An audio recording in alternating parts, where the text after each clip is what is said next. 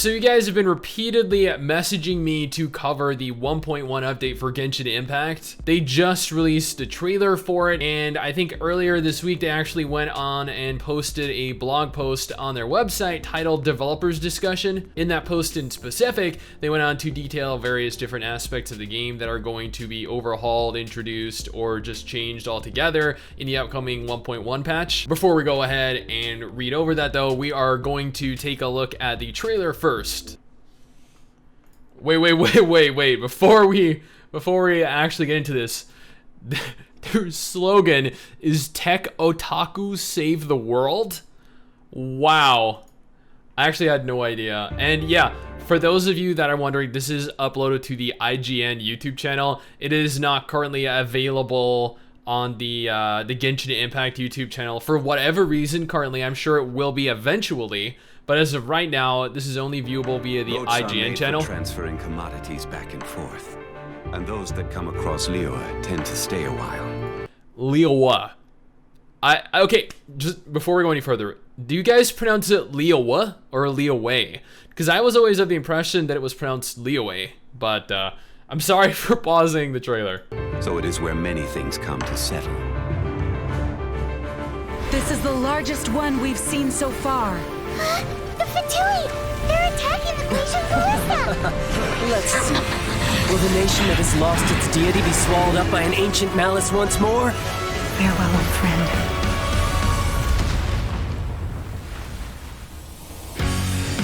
I am the least adept with the bow, and that is precisely why I must master it. Cool. Shouldn't let your guard down. Nothing can be accomplished without rules or standards. Okay, before we go any further, I just want to take my hat off, tip my hat. I don't know the expression. I want to acknowledge the fact that MiHoYo could have added literally an entire cast full of waifus here, but they're introducing 2 new male characters and 2 new female characters as well. So I appreciate that.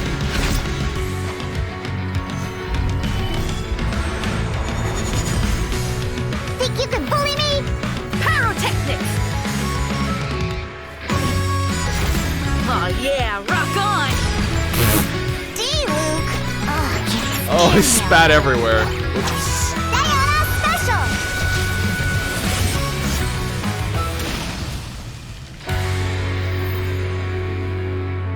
A new star approaches. 11/11. For those of you that are wondering, it will be coming out November 11. I know that this has actually been covered before. I've mentioned the dates for patch 1.1, patch 1.2, and patch 1.3. But you know, just for those of you that weren't already aware, man, I need more sleep. Like, I haven't slept in, I feel like, days. Now, here is the developer discussion. I gotta take this off. It's giving me a headache. Anyway, here is the developers discussion. This was posted on October 22nd. I actually never covered this, but I figure this is as good a time as any to. Since release, we have received a treasure trove of valuable feedback and suggestions from travelers. First off, we'd like to thank you all for your support. You're very welcome, by the way. We have carefully reviewed and summarized everyone's suggestions and have selected ones that travelers care about most to bring to the developers' attention. Check out their replies in the developers discussion. Question number 1. I never have enough original resin, which makes it difficult to complete various daily tasks and the weekly battle pass missions. In version 1.1, we have decreased the original resin requirement in battle pass weekly missions from 1600 down to 1200. Furthermore, travelers will be able to store up to a maximum of 160 original resin, which is increased from the current limit of 120. Now this is, I don't know, like, while I do appreciate them reducing the overall cost of things, I know that for a fact this is going to provide you with the option to do maybe like 10, maybe 15 minutes worth of content overall. So in the grand scheme of things, you know, not all that impressive. Question number 2, I want to change the key bindings and controller setup. We are in the process of developing a key bindings and controller setup function, part of which will go live in version 1.1. We're firing on all cylinders to complete the remaining functionality, which will become available to players in a later version. Now, I know this was actually one of the most important things for players. The amount of people, the sheer number of people that asked us, does this have controller support and can I rebind these keys because they are terrible? And up until this point, their response was just no, because you can't, and that's the end of it until now. And I am actually kind of impressed with that. Question number 3. I wish there were more ways to filter artifacts. In version 1.1, we have added new filters for artifacts based on their basic attributes. Now travelers will be able to easily filter artifacts by attributes. Question number 4, traversing the game world is time consuming. I want to be able to set my own teleport waypoints for areas that I frequently visit. We have developed an item that provides this kind of function, which will be available for free in a new system. Travelers can look out for this in version 1.1. I actually covered this in my last Genshin Impact video where I talked about everything you should expect from patch 1.1. I'll include a link to that down in the comment section and the description below if you want to go ahead and check that out. Honestly though, more so than a teleport function, I think what this game would really do exceptionally well with is mounts. Like, how many of you guys would love to be able to ride around on a mount in the game? But then again, I figure if they go ahead and add mounts, the game world will probably seem substantially smaller in scale, right? Unless the mounts increase your movement speed by something as minor as like 10, maybe 15%. Question number 5.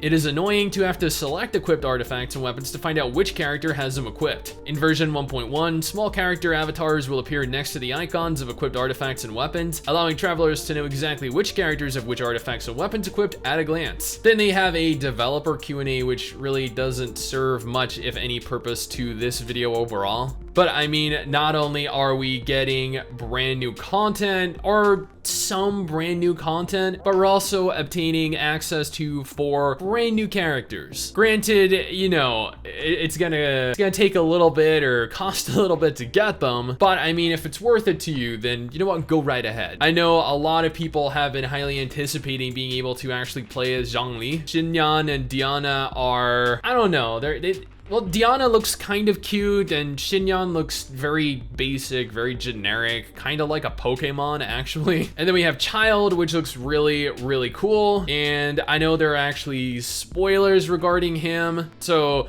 I guess I won't mention anything else regarding the characters there. But yeah.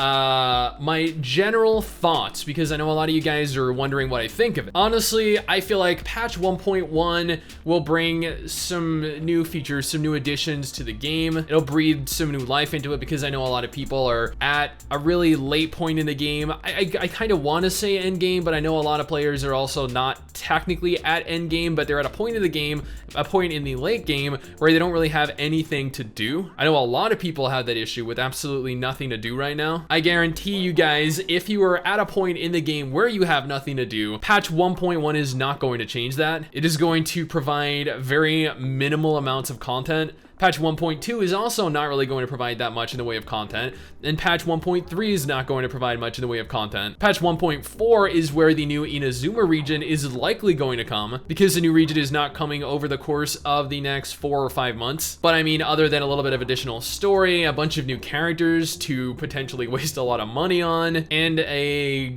somewhat of a continuation to the story, I guess, there really isn't going to be anything to do that you're not already essentially doing. So unless you're going to go ahead here and make multiple different accounts, I don't think that the additions, I don't think that the reduction of resin cost is really going to impact your ability to play the game or to play through whatever it is that you're playing through. But at the same time, like, I don't know how much time you guys are really investing into it, and I don't know what it is that you're actually doing. But here we go, November 11th. I hope you guys are excited to jump on in and see the new characters in action if you're lucky enough to get the new characters. I know Mrs. Six is definitely going to be there day 1, November 11th, probably hoping to God that she gets at least one of the new characters. She's a little bit obsessed with this game. And I guess I will see all of you guys there. She might actually, you know what? In retrospect, she might actually stream it on November 11th. I feel like that'd be kind of cool, right? Let us know in the comment section if you guys want her to stream the brand new patch 1.1 on November 11th. And then I guess we'll, depending on what you guys want or think, we might go ahead and stream it then. But yeah, I guess we'll see you guys November 11th. Someday soon, I'm gonna make it. Yeah, all hard work's gonna be